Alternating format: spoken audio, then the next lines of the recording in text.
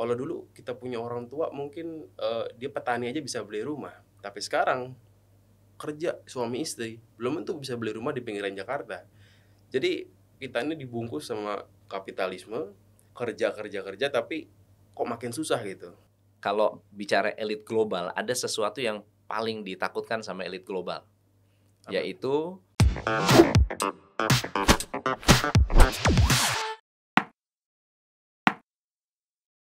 oke, Bro Halo Gamal. Coach.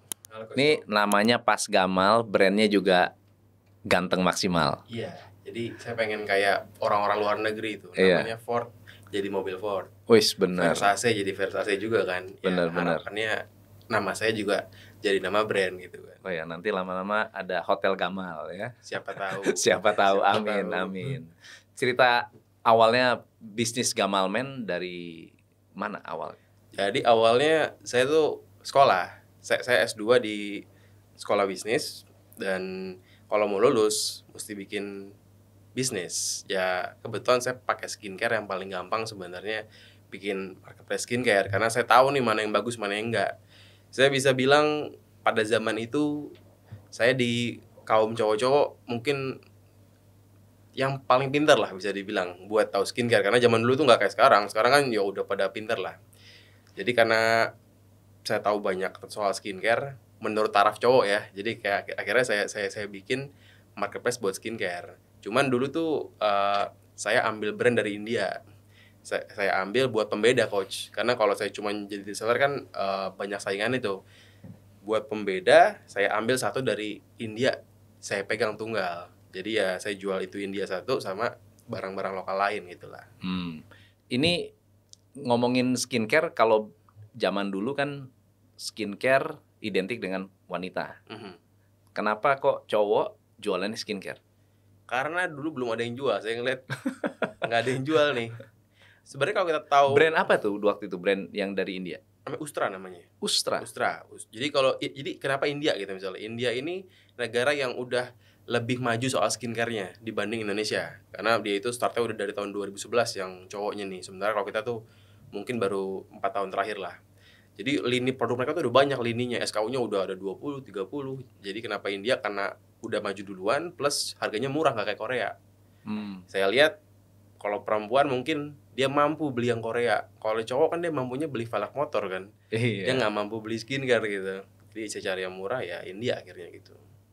Fungsi dari Ustra itu apa? Dia macam-macam. Ada yang sabun muka, ada yang sabun badan, semuanya sebenarnya ada sih. Jadi Shampoo, yang semua. dijual paling banyak apa produk? Sabun muka pasti. Sabun muka yang paling banyak. Itu nasinya lah kalau makanan kali ya. Basic banget kan gitu. Tapi laku ya? Laku.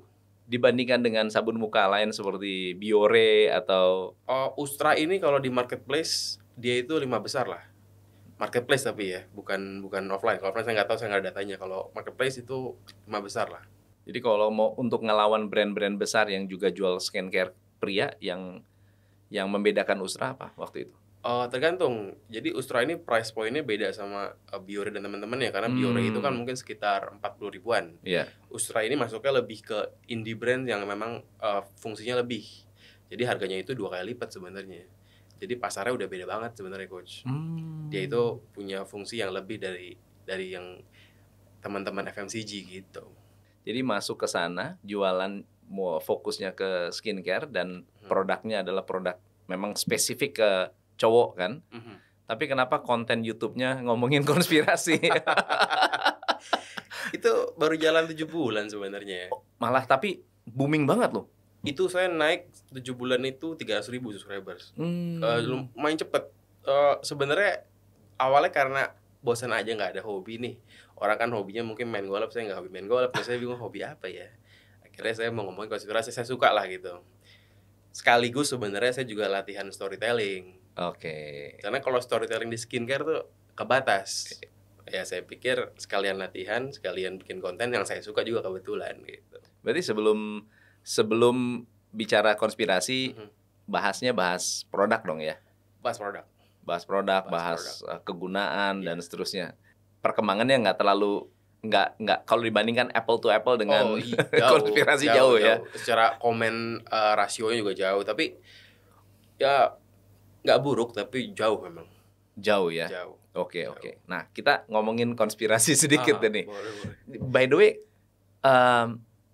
kenapa masuk konspirasi? Apa yang membuat Gamal ini masuk ke topik yang quite sensitif ya Okay. untuk banyak orang?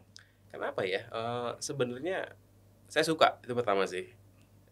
Itu aja sebenarnya alasannya sih. Saya suka aja sebenarnya. Cuman suka aja. Sesimpel itu sebenarnya, Coach. Cerita-cerita konspirasi juga kan banyak ya. Banyak. What's the most cerita konspirasi yang paling berkesan tuh apa? Paling berkesan ya. Saya itu paling suka cerita tentang bahwa yang saya percaya nih, kan aliran banyak nih. Yeah. Yang saya percaya kita tuh nggak pernah ke bulan. Saya nggak bilang buminya ini bentuknya apa, saya nggak bilang nih. Tapi yang saya percaya NASA nggak pernah ke bulan. NASA nggak pernah ke bulan. Dan mereka bikin cerita ke bulan, tujuan utamanya untuk money laundry sebenarnya. Karena kalau kita ke bulan kan nggak ada yang bisa audit. Siapa yang bisa tahu berapa biaya ke bulan? Toh nggak pernah ada yang ke bulan sebelumnya kan. Benar. Kalau kita money laundry bikin usaha coffee shop 1000 biji kan kita kira-kira berapa nih mau money laundry-nya. Tapi ya ke bulan nggak ada yang bisa audit. Itu yang menurut saya paling suka. Keren tuh ya. Jadi cara berpikirnya keren dan bisa believable karena peranan media juga ya. Betul. Ya kita nggak tahu sebenarnya ini benar apa enggak. Kalaupun benar ya. Ceritanya kalau ceritanya itu benar, berarti sedemikian dahsyatnya mereka menciptakan sebuah persepsi. Kan nggak mungkin dong orang-orang karyawan NASA nggak tahu kan gitu. Terus gimana caranya supaya mereka bisa ya bikin film, 3, 2, 1, close the door, kita naik ke atas gitu kan. Iya. Itu juga yang saya bingung, kenapa kalau itu benar bohong ya? Kenapa Rusia nggak ngebocorin itu kan? Rusia kan benar. Soviet kan saingan Amerika kan. Saya juga dulu mikir logikanya kalau memang Soviet tahu ini bohong, kenapa nggak dibocorin aja? Iya. Dan kalau saya kulik-kulik, Soviet ini memang negara bentukan dari elit global juga. Soviet ya, bukan Rusia saya tahu, tapi Soviet. Jadi memang Soviet sejarahnya, historinya itu, kalau ini bukan konspirasi. Secara histori memang dia adalah negara bentukan dari dia juga sebenarnya. Betul. Jadi ya itu logikanya kenapa pertama Soviet nggak bocorin karena ya sebenarnya satu kolam kan. Satu kolam. Kalau pegawai punya kepentingan juga dia. Punya kepentingan juga. Toh memang mereka berdua yang main kok. Benar. Sekarang baru mungkin ada negara-negara lain yang kita nggak tahu sebenarnya mereka juga siapa gitu kan. Iya. Kalau dari banyak interview, even Neil Armstrong, ya, dia selalu menghindar ketika diinterview mengenai pendaratannya di bulan. Selalu menghindar. Aneh juga tuh ya. Aneh kan? Aneh banget. Nah, jangan-jangan bener nih, orang nggak pernah ke bulan sebelumnya. Sebenarnya banyak yang bikin nggak percaya cerita ini adalah karena banyak orang yang ngambil logikanya terlalu mudah. Misalnya kebanyakan konspirasi ya.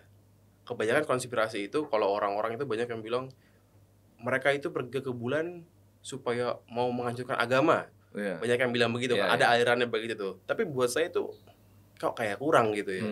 Tapi dengan logika money laundry dan tadi Soviet itu buatan dia juga, karena terbukti memang Wall Street di Amerika itu dia mensponsori pendiri-pendiri Soviet.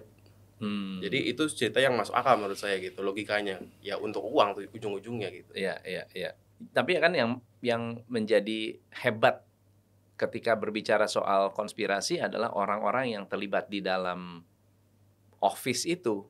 Kok bisa nggak tahu begitu? Apa jangan-jangan tahu tapi tutup mulut? Gimana tuh? Itu yang kita nggak tahu kan. Iya. Mungkin juga yang tahu memang yang tinggi-tingginya aja. Entah gimana, pokoknya yang bawah-bawah ini dia tuh dikasih kerjaan sesuai porsinya mungkin sampai nggak bisa tahu the whole picture-nya gitu. Ya, tapi kan ya kayak misalnya contohnya yang launching astronotnya kan, ya mereka ada di dalam kapsul, terus mereka syuting atau apa, kayak sekarang kan mungkin orang terbang ke luar angkasa bisa aja dibikin zero gravity lalu ya di atas tahu-tahu mereka sebetulnya bukan di bulan. Itu kan sebetulnya kalau sekarang bisa, tapi kan zaman dulu nggak seperti sekarang ya. Ya sebenarnya kan teknologi ini kalau dia rilis ke publik bukan berarti dia baru ada kan sebenarnya. Oh iya. Teknologi yang ada sekarang pasti kan udah ada dari tahun 90 sebenarnya. Cuman baru di publik rilisnya ya 20 tahun, 30 tahun. Jadi ya kalau itu sebenarnya nggak heran-heran amat sebenarnya gitu sih. Jadi kalau kita sudah tahu soal konspirasi elit global, sebenarnya masih worth it nggak berbisnis? Tentu. Terus gimana cara kita bisa memanfaatkan konspirasi ini untuk kepentingan bisnis kita kan gitu ya? Oke. Ya sebenarnya nontonin konspirasi itu nggak lengkap kalau kita nggak ngerti makroekonomi. Karena semua motivasi elit global itu ekonomi. Iya. Jadi entah gimana kita terpaksa belajar ekonomi juga nih. Belajar ekonomi tentu berguna buat bisnis biar bagaimanapun kan. Ya sekarang misalnya dalam kondisi kayak begini gitu ya, kita kalau kita lebih aware, kita lebih tahu, kita kan bisa lebih siap-siap dibanding orang yang mungkin clueless, nggak tahu bakal ada apa ke depannya gitu.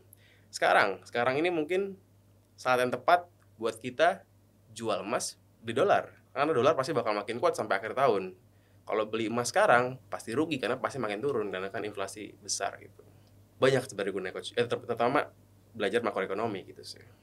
Apalagi kira kalau lihat sekarang nih, kalau kita bicara kasus yang terjadi sekarang ini kan isu konspirasi apa yang sedang happening kalau yang sekarang nih.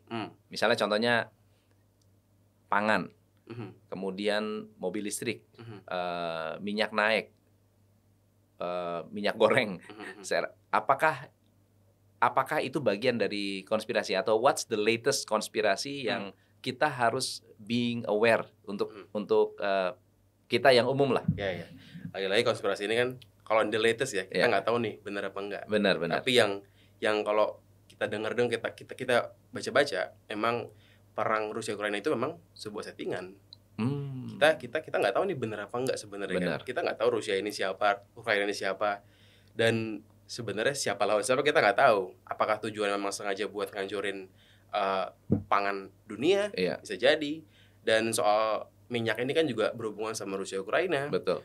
Jadi sekarang itu kalau kita baca-baca berita ekonomi ya, ini tuh lagi zamannya bertubi-tubi masalah di mana-mana gitu. Masalah pangan, masalah minyak tentu saja. Masalah pandemi belum selesai. Jadi pandemi itu bikin supply itu rontok karena pabrik semua ditutup kan. Kita nggak boleh bikin produk. Dulu waktu tahun 2020 saya nggak bisa impor tuh produk Ustra karena di India total lockdown. Supply itu benar-benar hancur habis-habisan. Tapi anehnya itu pemerintah Amerika, the Fed terutama, dia ngasih stimulus gila-gilaan buat orang-orang Amerika. Jadi demand-nya sengaja dikerek ke atas, supply-nya sengaja dihancurin. Seakan-akan emang tujuannya itu memang buat bikin inflasi gila-gilaan gitu. Ditambah supply-nya udah hancur karena pandemi, ditambah lagi sekarang suplai makanan juga, suplai bensin juga. Ya itu sih akhirnya jadi bikin yang the latest mungkin ya, yang bikin chaos tuh kayak seakan-akan didesain dengan motivasinya apa gitu kan, kayak suplainya tuh kayak bener-bener dihancurin bertubi-tubi dari tahun 20 sampai 22 gitu. Pasti kan ada yang mengambil keuntungan ya. Kalau kita berbicara soal kalau bergeser dari zaman dulu tahun 1931 atau 1929 Great Recession. Itu yang dapat keuntungan terbesar itu kan bankers. Ya, di keuangan. Tujuan besarnya adalah untuk mencabut si US dollar dari emas. Jadi di detach kan. Nixon tahun 1931. Nixon tahun 71 kalau nggak salah coach. Nixon 71. Tahun 71 dilepaskan. Tapi itu. Memang prosesnya dari tahun itu, itu udah mulai ada. Udah sengaja tuh prosesnya. Betul. Tapi kan yang diuntungkan adalah bankers. Betul. Sampai karena tahu bahwa ingin menguasai manusia ya bagaimana endingnya adalah kalau bisa orang itu tidak punya kepemilikan. Saya nggak punya apa-apa, saya nggak punya ini bukan milik saya nih, semuanya serba nyewa gitu kan. Tapi bankers itu menjadi bankers itu menjadi orang yang paling menikmati, paling kaya sama financial institution. Kalau sekarang siapa? Kalau menurut saya dunia kapitalis ini ya sebenarnya aneh gitu. Dunia kapitalis ini kan bikin kita mengejar dunia. Kita kerja terus kan karena memang ya inflasi pun diciptakan supaya ekonomi maju terus kan. Tapi sebenarnya kalau kita banding-bandingin ya dari tahun 70 sampai tahun sekarang Kalau dulu kita punya orang tua mungkin dia petani aja bisa beli rumah, tapi sekarang kerja suami istri belum tentu bisa beli rumah di pinggiran Jakarta. Jadi kita ini dibungkus sama kapitalisme, kerja tapi kok makin susah gitu. Dan anehnya The Fed itu bisa cetak duit nggak pakai apa-apa kan antara lainnya kan. Gila ya. Jadi kita kerja buat apa gitu sebenarnya kan. Kok makin miskin tapi kok dia enak-enak aja tinggal hamburin duit ke pasar, inflasi lagi, kayak begitulah. Iya, gila ya. Jadi membuat skenario kesannya adalah krisis tapi sebetulnya sangat profitable gitu. Tentu sangat profitable. Dan kita nggak tahu kan, siapa tahu memang ini motivasinya adalah sama seperti tahun 30. Tahun 30 itu kan bagaimana menjadikan US dollar menjadi mata uang dunia. Ya. Itu kan prosesnya kan dari tahun 30 panjang tuh sampai akhirnya fiat money tahun Nixon tuh. Apakah sekarang juga mau diulang? Dolar mau dicabut dan diganti dengan yang baru? Karena sebenarnya kan elit global itu nggak punya warga negara. Dia bukan orang Amerika kan? Yeah. Dia orang apa ya? Dia orang dia sendiri. Orang dia sendiri. Dia nggak tahu apa warga negaranya. Kita nggak tahu apa mungkin ada the next world currency setelah dolar. Jangan-jangan kripto itu juga buatan elit global juga kali ya? Kripto ini kan ada banyak. Iya. Pasti ada yang buatan mereka. Iya. Ya lagi-lagi kan sebenarnya skenarionya tuh saya tuh bingung. Jadi sebenarnya skenario mereka tuh sebenarnya sama semua. Oh. Contohnya begini. Dulu itu kenapa ada fiat money? Itu kan tujuannya kenapa dilepas dari gold? Tujuannya baik. Supaya kalau ada krisis, the Fed bisa cetak duit supaya nggak jadi krisis. Ya, ya kan? Oke. Dan sekarang juga kripto ini kan tujuannya baik. Supaya nggak ada pihak yang jadi tunggal yang menguasai utama ya. Yang utama. Ya. Jadi kita desentralisasi itu mau dipecah gitu kita ya. Kita pecah lah. Tapi sebenarnya kan ada paus-pausnya juga yang ngatur-ngatur semua kripto itu. Jadi selalu dengan narasi Robin Hood, seakan-akan ngambil dari orang kaya kasih ke orang miskin, padahal sebenarnya sebaliknya. Fiat money itu bukan bikin kita nggak ada krisis, tetap ada krisis kan. .com bubble, 2008 dan lain-lain. Malah yang ada inflasi makin gila-gilaan gitu. Iya. Orang makin, ya petani sekarang bagaimana mau beli rumah di Jakarta susah mungkin itu kan. Sama aja kapitalis dan sosialis itu dia juga yang bikin ya. Untuk kalau kita lihat mirip-mirip lah sebenarnya. Sosialis wah kita harus sama rata ya kan. Iya. Anehnya kan gini, kapitalis bilang dia anti sosialis. Karena sosialis ini dia nggak bener nih. Dia ini yang ngatur cuma negara gitu. Iya. Padahal kita kan yang ngatur the Fed sebenarnya. Duit-duit kita kita KPR rumah. Kalau kita floating bunganya, itu kan the Fed yang ngatur. The Fed naikin, sentral bank lain ngikutin. Kita kena juga kan. Jadi sebenarnya sentral juga, cuman dengan bungkus HAM gitu, dengan bungkus-bungkus gitulah pokoknya. Iya, ya ini satu pengetahuan yang saya rasa makin kita mengerti ada hal yang kalau bicara elit global ada sesuatu yang paling ditakutkan sama elit global. Apa? Yaitu manusia memiliki consciousness. Manusia punya kesadaran. Orang-orang kayak Gamal ini ditakutin sama mereka. Kayak Kostom kan juga udah dari lama tuh. Dulu kita berhenti untuk membahas mengenai bagaimana Henry Ford bisa kaya, gimana si Andrew Carnegie bisa kaya. Ya semua itu sebetulnya ya topeng-topeng yang ditampilkan karena actually kalau di list orang terkaya di dunia, actually dia bukan yang terkaya. Karena siapa yang terkaya? Coba Elon Musk. Sebetulnya yang menguasai, bener nggak sih dia terkaya? Actually enggak lah. Pasti ada yang lain, cuma nggak tampil aja, kan gitu ya. Nah, sama dengan kalau kita berbicara tentang konspirasi atau misalnya geopolitik, pasti yang ditakutkan adalah orang yang aware dan menjadi tidak takut. Komoditinya kan fear. Kenapa sih kalau berita itu selalu menampilkan bukannya kebahagiaan? Kenapa kok yang ditampilkan adalah bencana alam atau peperangan? Kenapa kok peperangan? Kalau misalnya dulu saya di travel, kita terbang ke Israel, tim saya terbang ke Israel, Ditanya, Israel aman nggak? Hmm.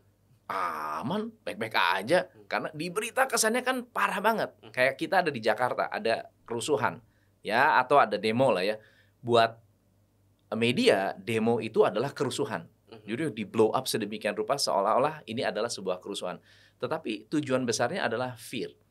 Komoditinya adalah ketakutan. Orang semakin takut, semakin mudah untuk dikendalikan. Makin mudah dikendalikan, jualan apapun laku. Betul. Jualan ini laku, jualan itu laku, jualan apapun laku lah. Nah, terus balance-nya apa? Untuk orang tidak memiliki consciousness, balance-nya adalah entertainment. Tuh, bener banget tuh. Balance-nya entertainment. Orang dibikin sibuk sedemikian rupa untuk lupa bahwa mereka itu harus baca buku. Mereka itu harus belajar. Mereka itu harus meditasi, ya. Mereka tuh harus ke gereja atau harus sholat, harus apa. Mereka diokupai sedemikian rupa sehingga otak mereka penuh, nggak keisi, dan pengambilan keputusan mereka mudah sekali untuk diatur. Ya, artis bilang apa, ya dia ngikut. Betul banget. Ya, si ini ngomong apa, ngikut. Sebetulnya dulu saya nggak setuju.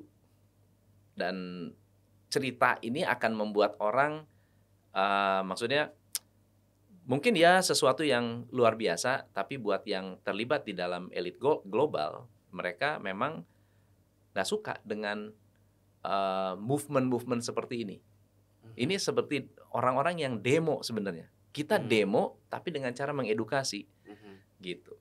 Nah, akhirnya banyak sekali karena nggak terbendung, mereka juga masuk ke motivator-motivator ini untuk bisa mengcounter apa yang kita jalankan. Dia jadi orang yang ngomongin konspirasi juga. Orangnya yang ngomongin konspirasi atau menciptakan counter, membahas tentang konspirasi, tetapi dari sisi yang ya kalau flat earth ya bumi bulatnya lah. Bumi bulatnya, flat earth-nya. Jadi mereka menciptakan sedemikian rupa sehingga untuk bisa membuat orang itu tetap berada di ketakutan, mereka harus dibawa ke tempat yang membingungkan. If you cannot convince them, you have to confuse them. Betul. Bikin mereka bingung sampai akhirnya, udah deh gue nggak pusing dah, gue mendingan nonton aja. Ya. Jadi banyak teori konspirasi yang emang ngaco itu luar biasa, Coach. Bener. Mungkin emang yang bikin dia juga. Exactly. Biar kalau kita percaya kita dibilang orang bodoh gitu. Bener. Karena banyak, apa yang paling aneh ya, Coach? Teori konspirasi yang nggak banget tuh apa banyak sebenarnya kan? Bener. Ya, tentang keuangan. Kalau kita belajar keuangan kan aset dengan liabilities. Ini coba bank. Bank itu kan kebalik, dia punya laporan keuangan. Betul. Yang seharusnya kalau kita punya piutang itu jelek. Buat bank punya piutang itu bagus. Kita naruh deposito, ya. Coba nih bayangin. Kita taruh uang di bank, namanya apa? Tabungan. Namanya tabungan, even atau deposito, ya. Buat kita memberi hutang kepada bank. Tapi namanya kan bukan hutang. Coba, namanya bukan hutang. Namanya kita deposit. Seolah-olah nitip. Itu aja udah istilahnya sihir. Jadi uang itu kan praktek sihir sebenarnya ya. Membuat sesuatu yang nggak ada jadi ada. Membuat kita percaya dengan uang kertas gitu kan. Ya, tapi kalau kita berbicara seperti itu kan kelihatannya jadi melawan negara kan. Iya. Itu tuh yang kadang-kadang gimana gitu. Iya. Kita takut atau bahkan sangat patuh dengan uang yang selembar kertas yang sifatnya ya itu hanya kertas gitu. Di balik itu ada yang lebih besar dan yang lebih powerful. Nah, ketika saya sharing edukasi tentang hal-hal kayak gitu, banyak orang yang mengerti, tetapi ada segelintir orang yang berpikir bahwa wah, ini bahaya nih. Jangan-jangan kita mau bikin partai baru. Ya pasti ada yang bikin begitu. Konten konspirasi itu nggak ada haters ya. Oh ya. Pasti ada. Dan ya harus terima kan, mau nggak mau kan. Tapi kan belum ada dong haters yang telepon atau datang. Oh, enggak sih. Nggak ada kan? Haters Kalau itu kita datang, ada yang sampai datang dan mereka benar-benar ngomong baik-baik. Ini haters atau apa nih? Ini udah bukan haters lagi judulnya. Apa ini? Nggak bisa ngomong. Oh. Ini udah bukan haters lagi. Jadi mereka merhatiin, datang ke kantor. Waktu itu kita di Wisma Antara, datang ketemu dengan saya, ngomong. Itu pun saya nggak ngomong ke, cuma saya yang tahu. Saya cuma ngomong ke satu orang. Ya, weh bro, kita udah jangan ngomongin gini lagi. Kenapa ada yang apa? Nggak suka. Dan yang nggak suka itu juga ya punya peranan lah. Bukan sembarang orang. Jadi sejak saat itu kita udah fokus ke bisnis. Tapi ini kenapa kita omongin lagi, Coach? Karena sebetulnya makin hari ini semakin open, semakin terbuka, dan semakin banyak yang membuka. Bahkan orang-orang mereka juga memblow up tentang teori konspirasi ini. Tujuannya? Nah itu dia. Kelihatannya tujuannya bisa jadi untuk menetralisir, bisa jadi untuk berpihakan. Jadi supaya misalnya contoh CNBC ya milik siapa sih? Ya kan? Dia juga bahas tentang BlackRock kok. Ya kan? Dia bikin tuh BlackRock. Jadi kesannya tuh menjelek-jelekan BlackRock. Iya, benar. Iya kan? Seakan-akan dia itu pahlawan gitu. Kan pinter, mereka kan intinya kan dualisme. Polaritas. Ya kalau orang membahas apa, gimana caranya dia juga jadi kambing hitam. Iya, dia ngejelekin tapi intinya sebenarnya bukan itu yang dijelekin. Iya benar. Sekarang pertanyaannya adalah, jadi bisnis itu masih worth it atau enggak? Bisnis online tuh masih worth it enggak? Tentu. Kita kan mengarah ke makin internet ke depannya kan. Kita mengarah ke makin tentu makin offline akan makin terus berkurang lah. Ya sekarang aja saya udah nggak pernah beli ke Carrefour, saya nggak pernah. Saya nggak pernah ke supermarket. Semua bisa pakai yang kirim-kirim kan. Bisnis online tentu ya saya percaya makin penting ke depannya gitu. Sekarang baru berapa persen sih mungkin? Ya saya nggak tahu tuh, tapi tentu makin oke ke depannya sih pasti. Oke. Sekarang kita ngomong ke depan deh. Masalah bisnis yang sekarang ini semakin banyak kompetitornya. Kalau berarti kan ada konsekuensi nih. Kalau kita berbicara bisnis online, konsekuensinya adalah kompetitornya menjadi banyak. Orang yang jadi reseller pun mudah.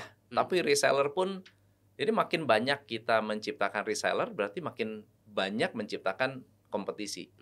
So, apa pandangan Bro Gamal? Sebenarnya dua sisi ngelihatnya ya. Kalau ngomongin yang banyak kompetitor, sekarang saya lihat sebenarnya usaha-usaha kayak antar sayur ke rumah, antar makanan ke rumah. Itu yang paling lagi gila nih menurut saya nih. Kalau ngomongin misalnya usaha skincare, sebenarnya semakin banyak reseller, semakin banyak brand itu bagus juga. Menurut saya ya, karena itu ningkatin market kan sebenarnya. Market share jadi besar. Orang yang tadinya benar-benar nggak pernah dengar karena dibombardir terus, si A bombardir, si B juga ikutan, dia lama-lama bakal pakai skincare juga kan. Oke. Bagus juga.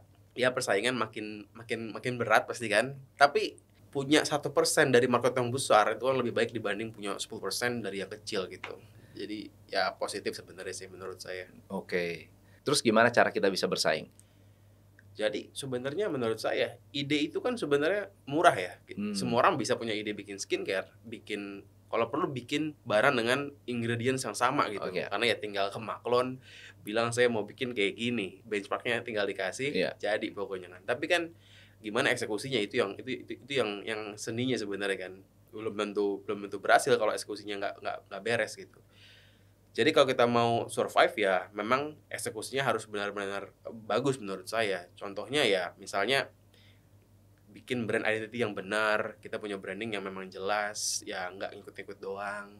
Barangnya boleh sama, tapi cara komunikasi itu kan beda gitu. Kalau Gamal Man kan banyak brand. Bukan cuma 1-2 brand aja kan? Iya, banyak brand. Terus gimana cara Gamal Man ini bisa berkembang? By the way, size dari Gamal Man saat ini seberapa besar sih customernya? Misalnya berapa orang yang udah belanja di Gamal Man itu? Customer terakhir 100.000 lah paling. 100.000 ya? 100.000 lah. Nah, untuk achieve 100.000 kan buat reseller atau buat even brand-brand yang baru kan it's not easy. Iya. Apa sih yang dilakukan Gamal Man? Jadi kalau keuntungan jadi reseller, keuntungan itu sebenarnya produknya udah ada udah ada awareness ya kan. Iya. Yang kerja itu prinsipal harusnya dong. Iya. Bukan kita kan. Kekurangannya ya pasti kan cuannya lebih kecil daripada bikin sendiri gitu. Iya. Jadi gimana cara nyampe ke customer yang besar misalnya? Ya kita harus bisa nemplok dari si prinsipal dan kita mesti bisa pintar-pintar nego sebenarnya. Kalau saya pasti kan sering minta kayak boleh dong kan gue jual udah lumayan nih. Kalau barang lo habis alihin ke gue dulu sebelum ke reseller lain misalnya gitu. Atau ya boleh dong posting-posting apa gimana gitu, kita collab. Ya pokoknya gimana sebisa mungkin awareness yang dipunyain sama prinsipal ditransfer sedemikian rupa ke kita gitu. I see. Jadi kan banyak prinsipal transfer sedikit-sedikit, ya ada banyak tuh sebenarnya lama-lama jadi bukit juga. Jadi lumayan. Akhirnya orang yang mau beli brand ABC daripada beli ke 3 prinsipal ya beli ke kita. Ke satu kan tempat. Harga sama aja sebenarnya kan, nggak beda gitu. Marketplace masih jalan banget. Masih banget ya. Jadi kalau saya punya brand kalau saya punya brand, apa pilihannya? Pilihannya mencari bekerja sama dengan misalnya Gamalman. Ya, saya mau target market memang kebetulan cowok ya, sabun. Brand baru. Ada Gamalman, ada marketplace. Mana yang lebih efisien untuk kita masuk? Gamalman akan bisa bantu dari sisi komunikasi. Karena kita kan spesifik di dunia itu kan. Ya. Nggak mungkin kita ke Shopee minta komunikasi, nggak mungkin lah. Ya. Tapi kalau ngomongin penjualan kita nggak bisa pura-pura nggak tahu. Memang Shopee itu sangat powerful banget sih. Shopee ini merupakan yang fee-nya paling tinggi. Tapi kalau nggak ada dia itu benar-benar chaos memang. Jadi ya. Gitu. Apa triknya untuk bisa sukses di Shopee? Shopee ya. Saya nggak pernah pakai ads di Shopee sebenarnya. Nggak pernah pakai ads? Jadi saya nggak tahu. Saya ads-nya di Instagram. Jadi saya nggak pernah ads di Shopee nih. Jadi Facebook ads lah ya? Facebook ads, Instagram ads, saya pakai ya CPAS yang ngarah ke Shopee sebenarnya. Cuman saya nggak pernah pakai program-program Shopee sebenarnya sih. Kenapa? Saya pernah coba sebulan tuh kayaknya kurang apa saya kurang ngerti kali ya. Pokoknya saya lebih ngerasa lebih bagus kalau di Instagram diarahin ke Shopee. Karena menurut saya orang yang ke Shopee itu kebanyakannya udah tahu mau beli apa sebenarnya kalau cowok-cowok nih. Jadi kan ya kalau dia mau beli bakwan, saya kasih iklan pisang goreng dia nggak mau kan. Kalau di Instagram dia nggak tahu tuh mau beli apa tuh. Kita kasih video makanya kan gitu. Oke. So jadi funnelnya dari Instagram, video, terus dilariin ke Shopee, terus mereka transaksinya di Shopee. Ya karena Shopee lebih nyaman kali ya. Ada diskon ABCD gitu kan. Udah connect sama pembayaran apa gitu kan, enak gitu. Menarik. Marketplace masih oke. Masih berjaya. Kalau memang lari ke Shopee basically nggak ada berbeda dengan lari ke website sendiri, kenapa nggak dilariin ke website sendiri? Kalau kita bisa bikin program yang sama dengan Shopee. Kita berusaha, kita ngasih offer yang lebih menarik di aplikasi sendiri sebenarnya. Karena memang di Shopee kan fee-nya gede ya. Iya. Kalau kita kasih diskon di app sendiri tuh lebih murah. Betul. Lebih murah, kita pun lebih untung gitu. Iya. Tapi emang nggak segampang itu, karena dia ada banyak langkah-langkah yang dia mesti download aplikasi. Kalaupun website dia mesti bikin akun. Shopee kan dia udah punya. Dan orang tuh kan cenderung males lihat UI yang baru gitu. Jadi ya pengennya udah terbiasa dengan tak gitu loh. Itu yang kita usaha terus. Kita usaha bangetan, cuman memang itu butuh waktu sih. I see. Total sekarang memang Shopee itu megang masih 30% di Gamal sendiri. Jadi dominan banget. Yang 70%? Ada Tokopedia. Tokopedia juga? Tokopedia juga ada. Ada Tokopedia, ada kita juga buka di WhatsApp kan. Ada aplikasi juga, ada reseller juga gitu. Tapi ya dominan Shopee tetap yang menang sih. Oke. Gitu. So, kembali ke pertanyaan pertama. Bisnisnya Gamalman, ngomongnya konspirasi. Apa untungnya atau bagaimana sekarang si entrepreneur ini bisa punya iklan, bisa punya Shopee tapi nggak iklan, kan gitu kan? Atau saya bisa tetap branding yang bagus, nama bagus, namanya berkembang, tetapi iklannya juga jadi murah. Ya kan, Gamal jadi content creator. Apa sih dinamikanya untuk bisa jadi content creator dan entrepreneur? Oke. Saya kalau di TikTok, saya ngomongin skincare. Di TikTok ngomongin skincare. Karena kan butuh makan juga. Ah. Jadi kalau di YouTube tuh YouTube itu kayak kanvas pribadi saya lah. Saya Oh, bikin, gitu. bikin konten yang emang saya nggak mikirin duit situ. Oke. TikTok saya baru tuh ngomongin produk gitu. Jadi ya sebenarnya imbang juga sih coach. Kalau dibilang dari konspirasi ada nggak yang beli skincare? Ada. Tapi karena nggak diiklanin, memang itu dia yang rajin mau cari saya di Instagram, nanti ngelihat sendiri itu dikit lah, nggak banyak lah. Banyaknya dari TikTok memang sebenarnya kalau saya lihat dari sekarang tuh ya TikTok dan iklan-iklan Instagram. Wah, oke. So, jadi kalau saya mau jadi pengusaha, perlu nggak jadi konten kreator? Perlu banget. Semua orang siapapun dia saya rasa toh gampang kan bikin TikTok kan sekarang tinggal bikin doang gitu. Iya. Dan apa ya, menurut saya itu kita itu jadi content creator itu latihan storytelling. Saya tuh punya tante saya itu dia tuh kayak memang udah lahir buat storyteller gitu, buat jadi storyteller. Dia itu bisa cerita ke saya cerita-cerita yang saya nggak peduli sebenarnya. Contohnya dia cerita panci yang bagus. Saya kan nggak peduli kan. Iya. Panci bagus mau nggak? Emang saya masak. Iya. Cuman cara cerita dia itu gimana dia naik turunin voice dia, gimana cara dia capture attention saya. Meskipun saya nggak peduli sama topik itu, saya sampai sekarang masih inget panci favorit dia. Jadi saya ngeliatin dia, orang jago juga ya storytelling. Meskipun dia nggak pakai teori, dia nggak ngerti kan, teman dia memang lahir buat cerita gitu. Saya coba terapin di cerita konspirasi. Jadi sebenarnya saya itu bikin konten buat latihan juga nerapin cara storytelling yang benar. Oke. Ya semakin bisa ahli ya pasti kan enak buat ngomongin skincare juga. Iya. Gimana kalau tadi tan saya bisa ngomongin panci, saya dengar. Gimana cara saya ngomongin skincare ke cowok-cowok yang nggak peduli tapi dia mau denger gitu. Latihan sih coach sebenarnya. Dan ternyata menjadi konten kreator dampak terhadap bisnis juga besar ya. Besar. Penting banget karena nggak ada KOL yang akan memberikan effort sebesar kita. Bayarannya kita adalah berapapun the gitu. best KOL buat bisnis kita adalah the sebenarnya. best KOL, apalagi di zaman TikTok yang super mudah ini, semua orang bisa tanpa kamera, HP aja kan maksudnya. Sayang banget kalau kita nggak punya TikTok minimal. Kalau YouTube oke lah, karena lebih ribet pasti mungkin kan. Betul. Ya YouTube itu untuk orang-orang yang lebih serius, pengen nonton agak panjang. Kita kalau bikin YouTube 5 menit itu tuh wah kurang panjang, pasti komplain gitu ya. Beda banget ya. Tapi kalau di TikTok kita bikin 1 menit, gila panjang banget gitu. Iya. Oke, so trik apa yang bisa diberikan kepada teman-teman di para pengusaha yang sekarang baru mulai, yang belum bikin konten atau bahkan sudah bikin konten tapi belum berhasil, apa yang harusnya dilakukan? Yang saya lihat ada 2 orang nih jenisnya. Ada yang dia tuh hire orang buat jadi content creator di channel dia. Misalnya dia bikin TikTok nama brand dia, tapi dia hire orang nih. Ya orang itu nggak akan bisa maksimal banget kalau kitanya pun nggak bisa ngelit mereka kan. Orang ini juga bingung dia mau ngapain sebenarnya. Ada yang nyoba jadi content creator tapi sebenarnya yang saya lihat banyak yang belum ikhlas. Dalam arti dia masih malu-malu buat ketahuan temennya.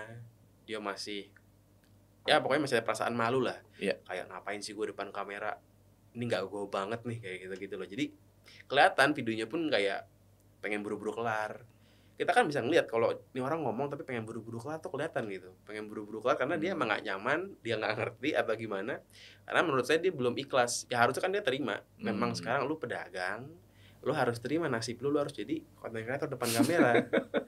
Kalau udah ikhlas pasti lebih lega. Konten ikhlas tuh gue suka banget tuh.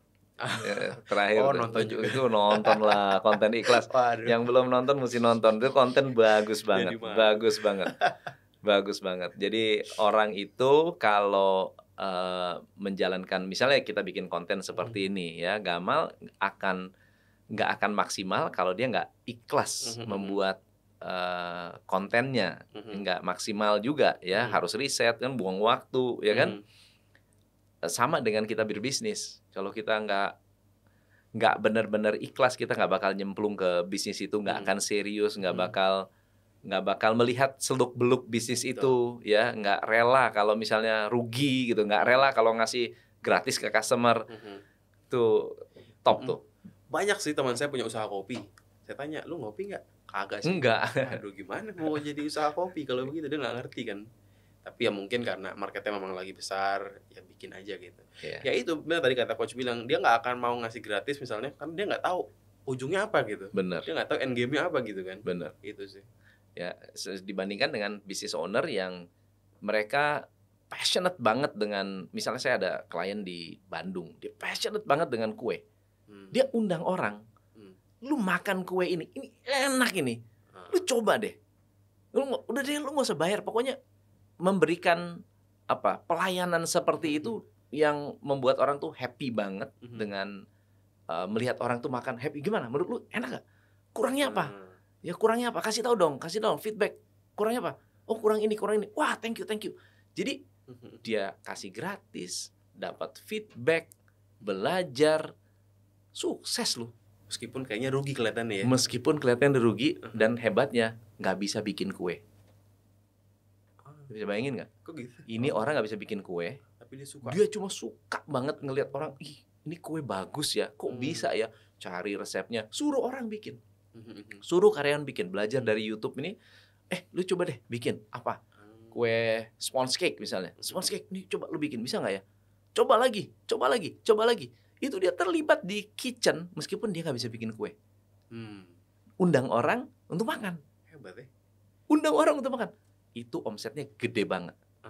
Sekarang omsetnya gede banget. Dan apa ya?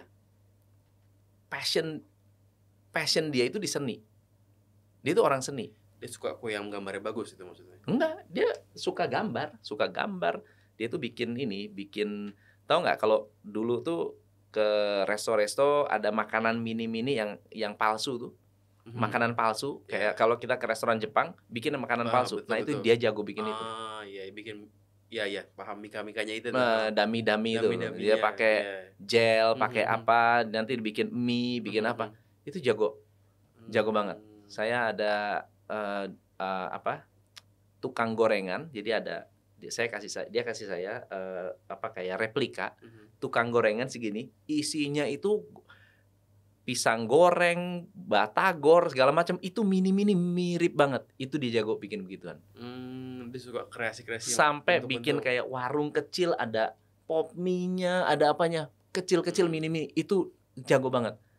Nggak bisa bikin kue, Cuma dia karena terlibat, karena passionnya dia, ikhlas tadi, bikin dia nyemplung dan apa ya, nggak ada hitung-hitungan, nggak ada hitungan waktu, nggak ada hitungan duit. Itu benar banget tuh, hitungan waktu tuh yang paling kerasa tuh kalau kita nggak ikhlas tuh. Iya, nggak ada hitungan waktu, nggak ada hitungan duit, pokoknya dia lihat orang happy tuh dia happy banget. Dan itu yang membuat bisnis dia benar-benar besar, dia berkembang. Cuma gimana coach kalau misalnya ini saya rasain ya, kadang kita suka di awal nih, begitu udah sukses lumayan, duit ada, kan setelah ada duit nih kita banyak suka hal baru. Nah, kadang jadi turun semangatnya tuh. Saya juga selalu mengalami sebenarnya gitu loh. Gimana tuh?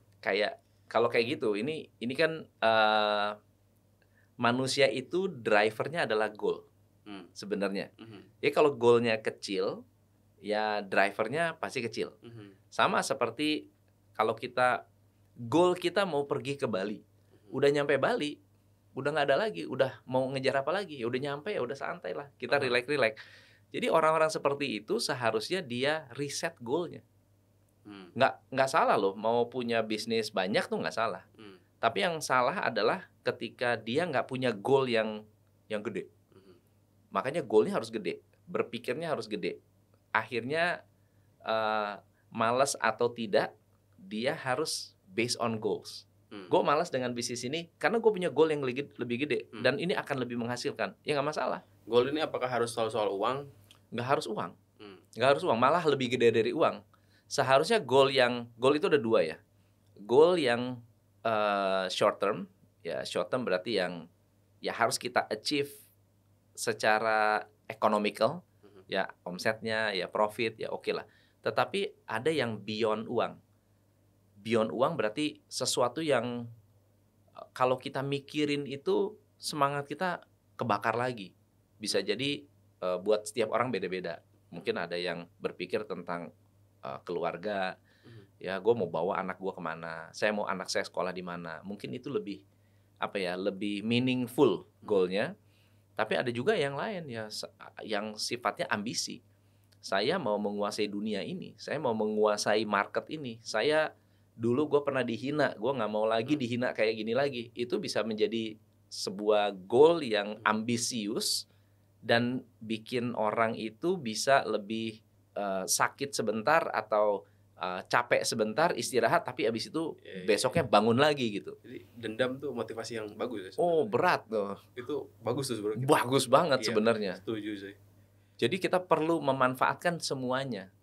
Misalnya dulu pernah orang menghina saya, wah lu sih nggak bakal gue angkat jadi manajer. Perlu atasan saya bilang gitu, gue sih kayaknya nggak bakal angkat lu jadi manajer. Kenapa? Gue nggak mungkin nyari manajer kayak lu gitu loh. Galak amat. Bukan galak ya, jujur. Mungkin jujur gitu ya. Mungkin jujur nggak pantas lu tuh jadi manajer, nggak pantas. Ya mungkin sih, ya oke lah. Tapi sebetulnya mungkin itu pesan juga. Pesan juga dari yang di atas gitu untuk bilang bahwa lu harus berubah lu. Jangan negatif berarti ya. Lu harus berubah lu. Lu ada something wrong dengan lu sampai orang bisa ngomong kayak gitu. Dan di situ saya janji. Suatu hari nih lu lihat nih gue bisa lebih sukses dari lu gitu kan. Suatu hari dah gitu. Nah, tapi kenyataannya memang begitu. Waktu saya ngambil business coaching ya di Amerika 2006. Salah satu coach ya, trainer ya, ngomong ke saya gini, Tom, kamu tinggal di mana? Oh, saya dari Indonesia. Oh, Indonesia. Kamu tahu nggak sih business coach itu yang paling sukses business coach itu sukses gagalnya di mana? Saya bilang ya sukses gagalnya dengan merubah orang, memperbaiki orang atau support orang, helping other people, other business owners. Dia bilang enggak. Paling sukses adalah kalau lu bisa jualan. Intinya gitu ya. Kalau lu bisa jualan, lu bisa. Dan menurut gua Indonesia masih 20 tahun lagi untuk bisa jualan business coaching. Gua udah beli franchise. 2006 di Smackdown begitu. Di Smackdown begitu. Menurut gua ya orangnya ketus juga. Indonesia masih 20 tahun lagi untuk benar-benar bisa menerima business coaching. Jadi gue ngapain beli franchise? Ngapain gue sekolah? Ngapain kita seperti itu? Itu juga salah satu yang bikin saya termotivasi. Masa sih? Tapi bukannya di zaman itu udah ada beberapa gitu ya? Nah, 2006 itu memang di US lagi booming. Oh, di US lagi booming. Di US lagi booming. Di Indonesia nggak ada yang kenal. Oh, belum ada? 100 orang dikenalin, nggak ada. Di Indonesia tuh cuma 4-5 coaches. Dikit hitungannya. Dikit banget. Jadi kalaupun ditawarin coaching, mereka taunya consulting. Nggak terbiasa dengan ngobrol begini terus dapat hasil. Gua rasa gua nggak dapat. Kita cuma ngobrol kok. Kita nggak merasa ngobrol dengan orang yang profesional. Nggak merasanya ngobrol aja. Jadi kalau consulting kan dibikinin laporan, dibikinin apa, dibikinin SOP. Kalau coaching, lu datang, ngobrol, pulang, tercerahkan gitu kan. Belum percaya orang. 100 orang ditawarin, 100 orang nolak. Zaman itu. Jadi pas pulang ke Indonesia, saya udah certified gitu kan. Nawarin business coaching. Wah elah ternyata bener, asli, setengah mati. Ada benernya omongan dia. Tetapi yang saya mau patahkan adalah nggak mungkin Indonesia 20 tahun. Nggak mungkin. Saya dalam 4 bulan, dari Agustus sampai Desember, kalau business coach di luar sana, untuk mencapai omset 1.000, 2.000, bahkan 5.000, itu masih oke. Tapi mencapai 25.000, itu nggak ada. Paling top bisa mencapai 25.000 setelah paling cepat 18 bulan. Saya achieve dalam 4 bulan. Jadi dalam 4 bulan achieve 25.000 US per bulan. Itu mengagetkan. Kok bisa? Ya, lawannya hanya satu. Kerja ikhlas. Gua ikhlas berangkat jam 4 pagi, nyampe kantor jam 7 pagi, pulang jam 10 malam buat jualan, buat edukasi, buat bikin audiobook, kirim-kirimin gratis gitu. Berarti omongan dia ngaruh tuh ya? Pengaruh. Jadi kalau ada orang yang menghina gua happy banget. Iya. kadang ada waktunya kita happy gitu ya. Happy ya. Setelah itu happy. Setelah bisa membuktikan. Tapi iya, waktu itu sih sakit juga gitu, sakit juga. Sakitnya karena udah bayar apa gimana? Sakitnya kan udah bayar, gila. Gitu. Gue udah bayar di Smackdown begini, apa gue resign sekarang gitu kan? Iya. Jadi kalau bilangnya sebelum bayar nggak sakit hati. Ya? Iya, kalau belum bayar, oh ya terima kasih gue mundur deh, mendingan gue jadi pegawai lagi. Iya. Bener sih. Kadang tuh ada momen kalau kita kurang ngobrol sama orang ya, temennya itu doang, kok nggak ada yang hina lagi ya gitu. Kadang-kadang ada yang bener-bener tuh. Ya kalau kayak sekarang gitu ya, kita udah misalnya ada udah banyak yang kenal, yang bicara jujur jarang, bicara jujur apa adanya. Jadi kita perlu ketemu dengan orang-orang yang jauh levelnya di atas kita, yang berani ketus sama kita, berani bilang, misalnya gini, kalau saya millionaires harus gaul dengan billionaires. Kalau gue millionaire, gaul dengan millionaire. Gue bilang, wah hebat lu luar biasa. Udah nggak ada tantangan lagi. Tapi kalau kita ketemu dengan billionaire, misalnya kita omset udah 1 M lah per bulan, ya. Buat kita bagus nih, gede. Kita mesti ngobrol dengan orang yang omsetnya 100 M per bulan gitu. Iya, setuju banget sih. Yang dia bilang, lu pikir lu udah bagus. Aduh, come on lah. Lu belum ngapa-ngapain, lu masih malas-malesan kerja lu. Mesti digituin kita. Cuman gimana buat business owner nih, yang emang dia ini nggak punya akses buat ke yang lebih hebat itu, atau mungkin dia di daerahnya udah jadi yang paling hebat nih misalnya. Ya, pertama sebetulnya adalah mindset dia mau berkembang apa enggak.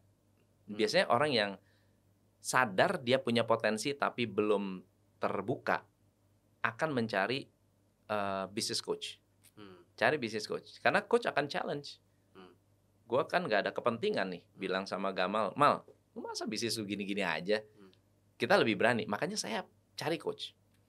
Saya pakai business coach yang bisa bilang, lu males lu kurang lu, masih banyak yang lu mesti bisa kerjain gitu.